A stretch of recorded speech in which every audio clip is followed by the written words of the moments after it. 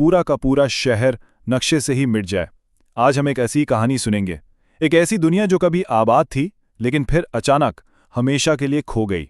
आइए इस राज से पर्दा उठाते हैं। तो ये सारी कहानी इस एक नंबर के गिर्द घूमती है, 45। और ये सिर्फ एक हिंसा नहीं है, ये एक पूरे शहर की तकदीर का फैसला है। जी हां, सिर्फ 45 सेकंड, इतने से वक्त में एक हंसता बसता रौनकों से भरा शहर मलबे का ढेर बन गया। ये वो 45 सेकंड थे जिन्होंने एक जिंदा दिल शहर को हमेशा के लिए तारीख में दफन कर दिया। तो हुआ ये था कि 31 मई 1935 की रात ठीक 3:03 पर जमीन हिल उठी। 7.7 शिद्दत का जलजला था जिसने कोयटा को झंझोड़ कर रख दिया, और बस सिर्फ 45 सेकंड में सब कुछ खत्म हो गया। लेकिन सवाल यह है कि आखिर कौन सा शहर था जो खो गया, और गायब होने से पहले वो दिखता कैसा था? इस नुकसान की शिद्दत को सही से समझने के लिए हमें वक्त में पीछे जाना होगा, उस खोई हुई दुनिया को देखने जो इस जलजले से पहले आबाद थी। तो आइए मिलकर उस दुनिया की सैर करते हैं। तो देखिए, 1935 से पहले का जो क्वेटा था वो ब्रिटिश इंडिया का एक बहुत ही अहम, खूबसूरत और स्ट्रेटेजिक मरकज था। उसकी अपनी ही एक अलग शान थी, एक पहचान थी, जिसे अब हम सिर्फ पुरानी तस्वीरों में ही देख सकते हैं। तो वहां की जिंदगी थी कैसी? देखिए, क्वेटा सिर्फ एक शहर नहीं था, यह ब्रिटिश राज के लिए एक किस्म का फौजी और सामाजिक गढ़ था। यहां खूबसूरत इमारतें थीं, सोशल क्लब थे और चिनार के दरख्तों से घिरी हुई सड़कें, ये सब मिलके इसे एक बहुत ही मुनफरिद किरदार देते थे। ये जो मंजर है ये लटन रोड का है। इसे ठंडी सड़क भी कहते थे, और वो इसलिए क्योंकि यहाँ इतने घने चिनार के दरख्त थे, रिक्शा नहीं तांगे चलते थे यहाँ, और माहौल इतना पुरसुकून और साफ सुथरा होता था।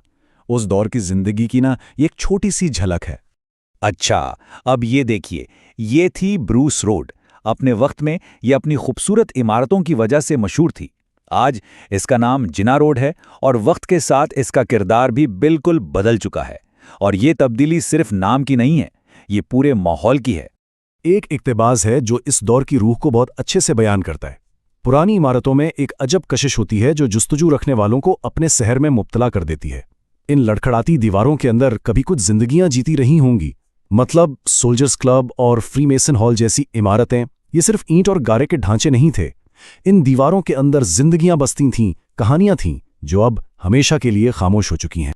बिल्कुल इसी तरह सेंट लूक चर्च या शहर की जामा मस्जिद, ये जगहें सिर्फ इबादतगाहें नहीं थीं, ये समाजी जिंदगी के मराकज़ थे। ये इमारतें शहर के मंजरनामे की पहचान थीं, और इस जलजले में ये या तो बिल्कुल तबाह हो गईं या फिर बहुत शदीद मुतासिर हुईं। और फिर वो रात आ गई, वो 45 सेकंड आ गए जिन्होंने क्वेटा की हर चीज को हमेशा के लिए बदल दिया। यहां से कहानी का रुख एक पुरसुकून माजी से एक हौलनाक हकीकत की तरफ मुड़ता है। इसमें सबसे अहम बात यह है कि किसी को संभलने का मौका ही नहीं मिला। लोग अपने घरों में सो रहे थे जब उनकी दुनिया उनके आसपास ही तबाह हो गई। ये तबाही इतनी अचानक और इतनी मुकम्मल थी कि इसका तसव्वुर करना भी मुश्किल है। तबाही के बाद क्या हुआ उसकी एक झलक उस वक्त के additional political agent captain LAG पिन्हे की सरकारी रिपोर्ट से मिलती है। देखें, 1 जून को लाशों को निकालने का काम शुरू हुआ। 3 जून तक शहर से कोई 5000 लाशें निकाली जा चुकी थीं। 4 जून तक बदबू इतनी फैल चुकी थी कि नाकाबिले बर्दाश्त हो गई, और क्वेटा शहर को सरकारी तौर पर सील कर दिया गया। और फिर 20 जुलाई को जाकर मलबे के नीचे मजीद लाशों की तलाश का काम दोबारा शुरू हो सका। ये इंसानी अलमिया इतना बड़ा था। तो इस तबाही का नतीजा क्या निकला? इस जिलजिले ने पीछे क्या छोड़ा? देखें, ये वाकया सिर्फ इमारतों की तबाही नहीं था, उसने शहर की पूरी शिनाख्त को बुनियादी तौर पर दोबारा से बना दिया। और शायद यही बात क्वेटा की कहानी को सबसे अलग बनाती है। देखें, दूसरे शहरों में पुरानी तारीख के निशानात मिल जाते हैं, कोई ना कोई खंडर, कोई दीवार, लेकिन क्वेटा में इस पुराने शहर का तकरीबन कोई निशान बाकी नहीं बचा। ऐसा लगता है जैसे इसका माजी बिल्कुल मिटा दिया गया हो। हाँ, एक अहम इस्तिस्ना जरूर था, स्टाफ कॉलेज। इसे भी नुकसान तो पहुंचा था और बाद में इसे दोबारा तामीर भी किया गया, लेकिन जिलजिले के फौरन बाद ये जख्मियों की मदद और इमदादी कार्रवाइयों के लिए एक बहुत ही अहम मरकज बन गया था। इसका जो मरकजी मीनार है वो आज भी इस सायने की याद दिलाता है। तो इस पूरी तबाही ने हमें सिखाया क्या? इस सानहे से जो सबक मिले वो आज भी उतने ही अहम हैं जितने उस वक्त थे। सबसे पहले तो ये समझना जरूरी है कि सीस्मिक जोन होता क्या है। बुनियादी तौर पर यह जमीन का वो हिस्सा है जहां जिलजले ज्यादा आते हैं और ज्यादा शिद्दत से आते हैं। और क्वेटा का जो इलाका है वो एक बहुत ही फाल सीस्मिक जोन है। तारीखी रिकॉर्ड साफ बताते हैं कि यह तबाही कोई इत्तेफाकी वाकया नहीं था, ये कुदरती हकीकत है जिसके साथ जीना सीखना पड़ता है। तो 1935 के जिलजिले से जो सबक सीखे गए उन्होंने ही जदीद हिफाजती इक़दामात की बुनियाद रखी।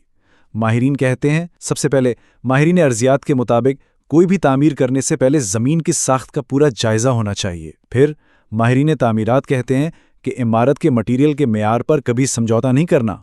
और आखिर में शहरी मंसूबा साज इस बात पर जोर देते हैं कि इमारतों को ऐसा डिज़ाइन करें जो झटके बर्दाश्त कर सकें और हंगामी हालात में निकलने के लिए साफ रास्ते मौजूद हों। ये चीज़ें बहुत ज़रूरी हैं। तो आखिर में सवाल ये पैदा होता है कि हम एक ऐसा मुस्तकबिल कैसे तामीर करें जो अपने माजी के असबाक को याद रखे। क्वेटा की ये कहानी हमें बार बार याद दिलाती है कि तारीख को भुलाना कितना खतरनाक हो सकता है। ये सिर्फ एक शहर की दास्तान नहीं है, ये मुस्तकबिल की तैयारी और तारीखी याददाश्त की अहमियत पर एक बहुत